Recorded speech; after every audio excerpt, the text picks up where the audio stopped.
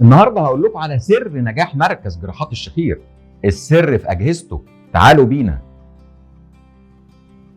من الاجهزه اللي لا غنى عنها في مركز جراحات الشخير هو جهاز الشيفر. جهاز الشيفر بنستخدمه ان احنا بنصغر بيه غضاريف الانف وبنشيل بيه لحميات الانف. تعالوا نشوف عملي بيشتغل ازاي.